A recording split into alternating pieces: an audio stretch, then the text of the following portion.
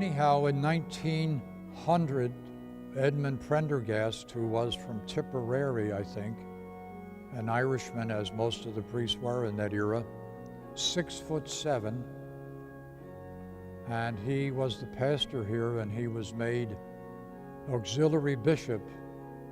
And then in 1911, he was made the Archbishop of Philadelphia, so he left here to go to the cathedral. But during those years in which their pastor was suddenly a bishop is when the Daggetts appeared in order to completely do the church over so that it would be worthy of Prendergast.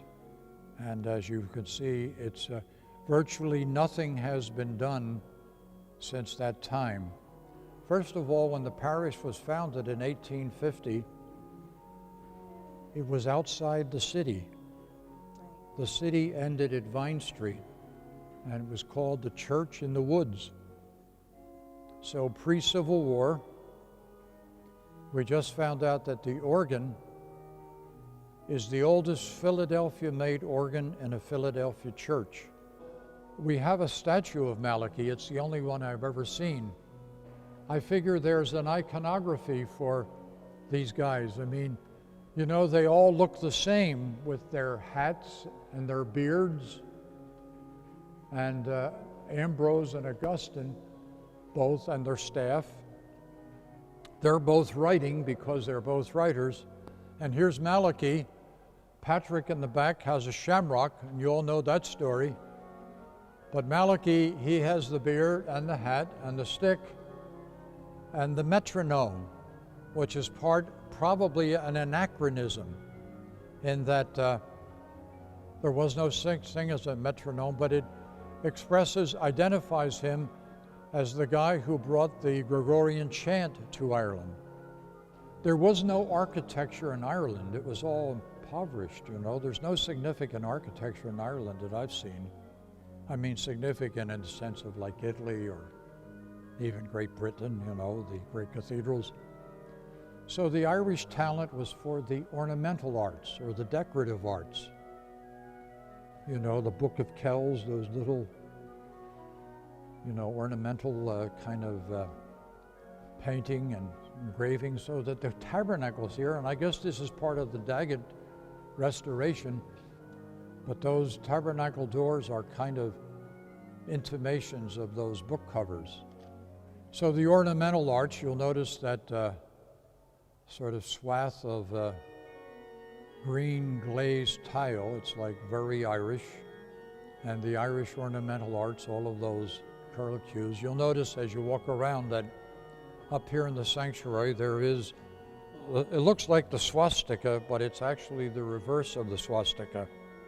And it's a pre-Christian, Native American, I think, as well as Celtic sign that was christened into St. Bridget's Cross. And the other is the shamrock, of course.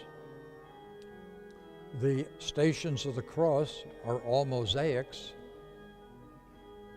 Those three panels behind the altar, Peter receiving the keys, the crucifixion, and the resurrection, they're all mosaics as well.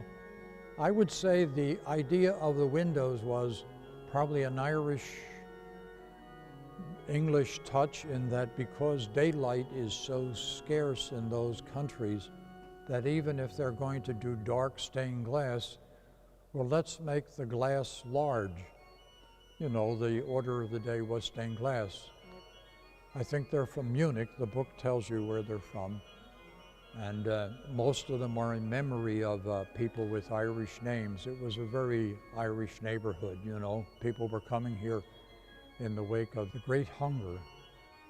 I don't know what kind of collaboration there was between the pastors at the time and the architects, but I think up and down those arches there are neatly the 12 apostles, each of them identified by something or other. Paul with his sword, the Word of God is a two-edged sword. Peter with his keys. John is usually portrayed without a beard because the legend is that he was younger than the others. So they're the 12 apostles. The paintings behind the altar, and as you see, Father Kevin, my successor, is talking to somebody at the Philadelphia Museum of Art about the repair of that painting before it completely unravels. Those paintings are by the same fellow who did the paintings in the state capitol in Harrisburg and the national capitol in Washington. Virtually nothing has been done over the years. That there is, Charles and maybe others would know, that's called efflorescence. It means that moisture comes in through the window or the window frames, and then it dries out, and it leaves a powdery kind of a plaster that, easily sort of flakes off. And so they're trying to think about how to repair that, or restoration. But since then, the windows have been sort of sealed off and they're moisture sealed again, and so it would be time to sort of repair that efflorescence there and there. But otherwise, the place is in incredibly good shape for something so old.